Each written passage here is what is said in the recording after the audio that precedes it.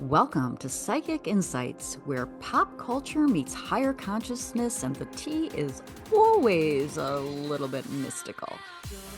I'm Robin Richardson, your psychic girlfriend, and around here we don't just watch the drama unfold. We read the energy behind it, whether it's celebrity scandals, reality TV, chaos, or true crime with a twist. I'm tuning in to bring you the intuitive scoop the headlines miss. So buckle up, because your aura's about to get entertained. Welcome back to my channel. It's Robin Richardson, your psychic girlfriend. Oh boy, we got more. Laura Owens is the gift that keeps giving. All right, so in part one, we talked about why Laura created her website emotionally, energetically, and intuitively. And today we're going to go a little deeper, because when I look at Laura's human design, this decision doesn't feel random. I'm sure you're all going like, yeah, duh. But it feels like projector under extreme pressure, operating from fear, not from authority. And when a projector tries to force an outcome instead of waiting, things tend to unravel quickly. And we can see this in our pattern, right? So let's talk about why this felt necessary to her and what happens next if she stays on this path. So quick reminder, this is an active felony case involving allegations of perjury, fraud, and fabrication of evidence. We could probably say that Laura fabricates a lot of things in her life, right? But this is not internet drama. This is a system that responds to patterns of behavior. And human design is very good at showing us when someone is acting in alignment and when they're not. So let's talk about her core design. And Laura is a projector. And projectors are not here to initiate, chase, or force outcomes. They're here to wait for recognition and invitation and then guide. When a projector feels recognized, they shine. And when they don't, the not self theme appears. Okay, and for projectors, the not self theme is bitterness. Take that one in, right? Bitterness doesn't always look angry. Sometimes it looks like over-explaining. Sometimes it looks like correcting the record. Sometimes it looks like if people just understood me. And this website is saturated with projector bitterness. Sorry, Laura. All right, so Laura has emotional authority, and that means she's not meant to make decisions in the heat of emotion. She's meant to wait through the emotional wave until clarity arrives. I guess we'll be waiting a long time for that, right? But under stress, emotional beings don't wait. They act to relieve the feeling. And this website feels like an attempt to discharge emotional pressure, relief, not clarity. And relief-based decisions almost always create more problems later. Now, Laura has a 6-2 profile, and that's the role of model hermit, and this is important. 6-line beings care deeply about how they're perceived over time. They want to be seen as wise, moral, and correct. When a 6-line feels publicly shamed or misjudged, it hits at the core of identity, and the instinct becomes, I need to fix how I'm seen. But here's the trap. Role models are not meant to manage perception. They're meant to live quietly in alignment and let perception catch up. When a 6-line tries to control a story, it usually backfires. I wish Laura would go get some help, because she could turn this around not fairly easily, but she could turn this around, right? We're going to take a look at the possibility of that as I shake my head. But we'll look at it. Why not, right? All right, so let's talk about her mind. Laura has strong individual knowing channels, which include 43 through 23 and 61 to 24.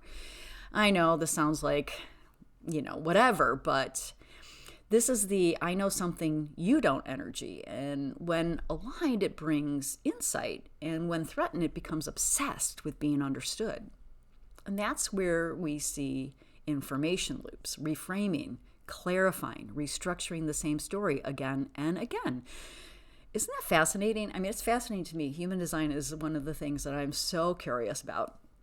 And it seems complicated, and it isn't so it's sometimes, but once you kind of like get the hang of it, it's fascinating. And so for her, it's her mind believing that if it can just say it in the right way, reality will shift. But of course, courts don't respond to insight. They respond to consistency. All right, so one of the most important pieces here is her open ego will center. And an open ego often feels a deep need to prove worth. And it's also the need to prove innocence, to prove truth, to prove they're not lying. And under pressure, this can turn into compulsive justification. The website reads like a need to prove value to the world, but proving is not protection. Containment is. And so I pulled some cards. And if you remember in the first group, we pulled Mountain, which was reality not moving, Scythe, which is a reactive emotional decision. We have the Cross, Martyr. This shouldn't be happening to me. It just cracks me up sometimes, right? And then we have the Dog, seeking loyalty and validation. And we've got Path, a narrowing road. And then I picked some more. I picked Ring, and this is binding commitment to the story. Doesn't that sound like her, right? The Tree, long-term consequences. So those of us waiting for the consequences, well, we will see consequences. The Sun, which is exposure, not relief. As Dave Neal would say, sunlight is the best disinfectant. Sunlight is transparency here, right? So we're seeing. She's exposing herself all the time. Then we have the Key. This was the last card I pulled, and this is doors closing and others open. This isn't punishment, but it's momentum. All right? So, what will happen next for a projector who keeps pushing? All right, so here's the hard truth. When a projector keeps initiating instead of waiting, the system pushes back harder. More resistance, more scrutiny, less grace. She's getting exactly the opposite of what she is intending. The correct move for you, Laura, is stillness, silence. Let the invitation come. The website does the absolute opposite.